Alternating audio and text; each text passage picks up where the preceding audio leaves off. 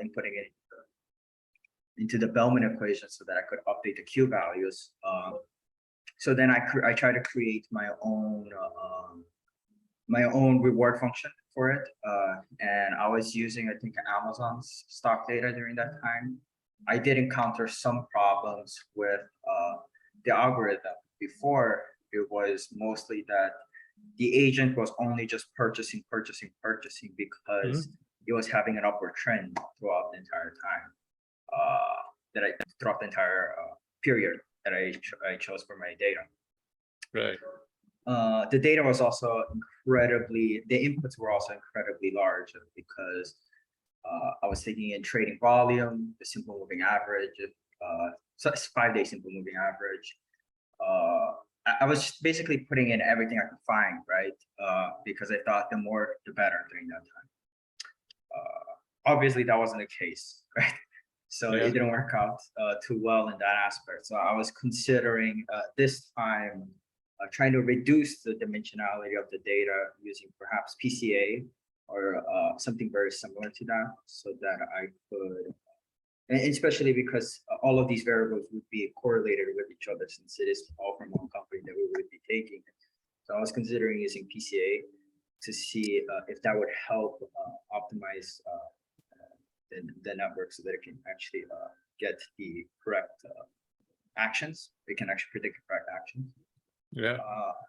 During my and I also decided to develop my own trading environment this time. I was thinking about using a linked list so that I could store each day's data inside inside a node of the linked list, and then we can proceed all the way to the end, and then we can reset the linked list and start from the head again, so that we can optimize. But I'm not sure if a linked list is the correct way to go, because it's going to be very similar to a list, I'm guessing, in terms of the big O or the runtime. So yeah, that's. So where do we want? So what does you and Zhang and A1 and Jingwen want to? What's next? Where do you want to take this? So I think from our perspective, because we have the flexibility of developing our own environment, we're thinking about either changing the environment a little bit to allow the agents to do other actions, in which is not just buy and sell, and also put a budget on or a constraint on the agent. And I'm not sure if that would help optimize it or not. And I was also thinking about every time the agent purchases or using multiple stocks, so that every time he purchases, it creates kind of like a portfolio, and then it tries to maximize it in not just one stock, but in multiple stocks. And I'm not sure if that's feasible or not. Yeah, so I just wanted to check what's the problem statement you're trying to solve, because I mean, generally for this project, what we have focused on is interpretability of reinforcement learning. All the items that you mentioned, as in seeing the agent behave weirdly, a lot of features not working pretty well, and then looking for the right agent or the right set of code. We have like been through those things before, and the experience of the previous team members might help you guys. So for example, you're talking about adding budgets and setting the budgets. So I would suggest that you guys can look into an open source library called FinRL. So those guys have already implemented the points that you're mentioning, as in not just buy and sell and having discrete set of action, as in budgeting and things like that. So you can take a look at that. But for this project, again, I mean, you can go back and decide and think, but I'll keep the overall theme or the problem statement, or I'll propose to keep the overall problem statement same, which is digging into what's happening inside reinforcement learning rather than just setting up the infrastructure and framework, right?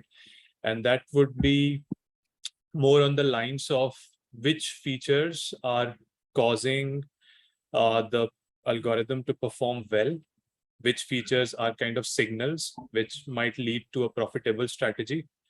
So using some quantitative technique to come up with figuring out the ways to make sure that a given feature is adding some value in the overall strategy. So that is the key problem statement I'll keep or I'll propose to keep, and then we can of course discuss about all the items that you mentioned, as in all So the. Ariam, so what is, so can you say it one more time? So what is, so that the team is clear as to what it is that they should be looking? Yeah, in just one word, or a couple of words, I mean, the same thing, interpretability of reinforcement learning is what I guess we can focus on, and approaching it using some quantitative techniques like SHAP. And I mean, you can read the papers. There are a lot of things that I've already shared with the previous groups.